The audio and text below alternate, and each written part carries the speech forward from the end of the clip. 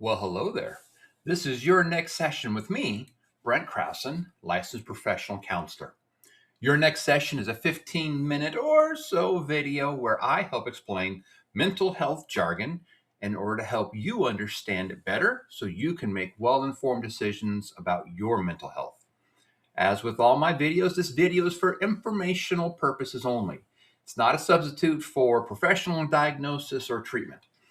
If you're experiencing a crisis, please seek help immediately.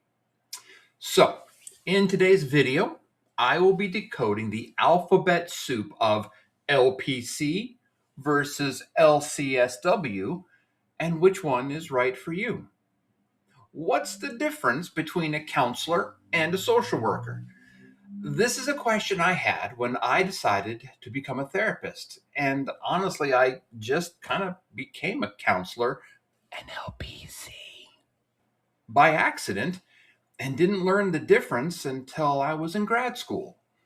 But before I go and discuss the differences, it's very important for me to mention that LPCs and LCSWs are both professional, and one is absolutely not better than the other. So whether you're seeing an LPC right now or an LCSW, what matters most is that you feel he or she is the right fit for you. Now, you might be shocked to learn this, but LPCs and LCSWs aren't very different from each other, except in two areas: therapy specialization and system advocacy. Let's look at therapy specialization. LPCs are trained with a singular focus: professional counseling. That's it. Because of this, our training often allows us to do deep dives into specific, complex, and therapeutic techniques early on.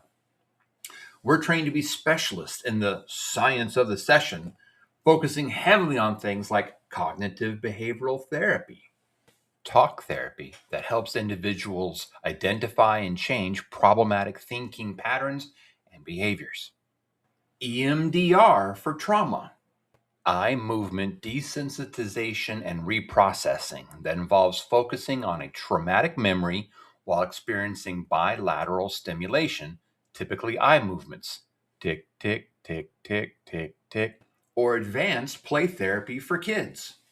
Yeah, play therapy. It builds on a child's natural communicative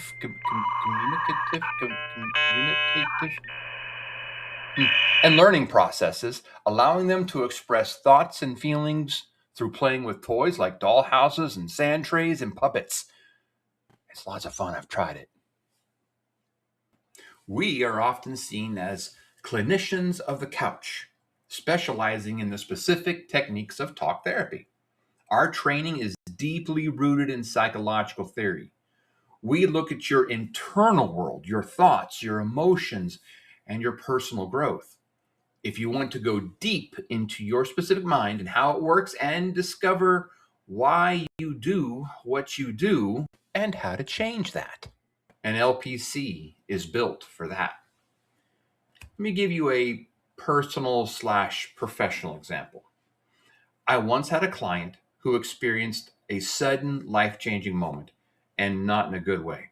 She needed city and state services to step in and help, and I had no idea how to help her beyond Googling local government services.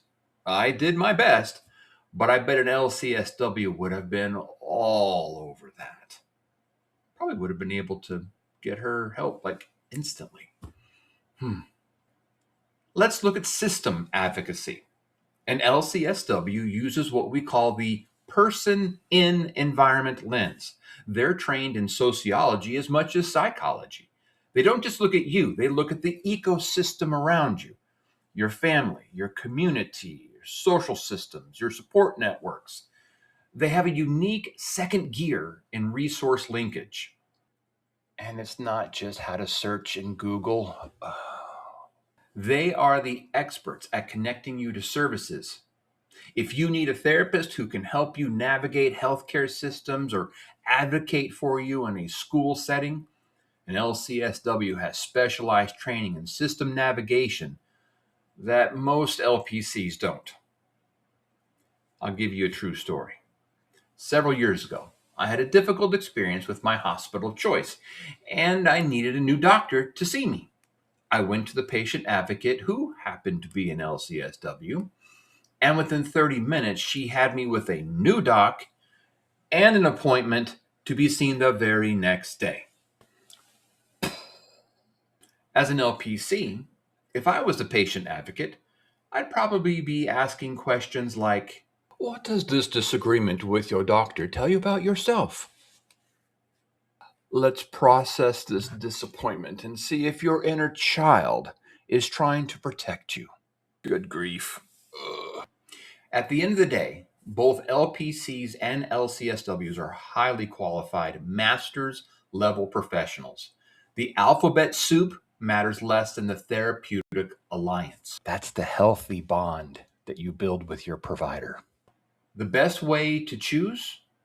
Ask yourself, do I need a specialist to help me untangle my internal thoughts? LPC. Or a guide to help me navigate my social world? LCSW. Still not sure? Here's a pro tip. When you're looking at a therapist's profile, look past the letters after their last name. Look at their specialties section. Do they list the specific things you're struggling with? If this video helped you feel more confident in your search, hit that like button and subscribe. Tell me in the comments below, did you know there was a difference between an LPC and licensed clinical social worker? Or did you think they were the same? Well, I'm Brent Krausen, and I'll see you at your next session.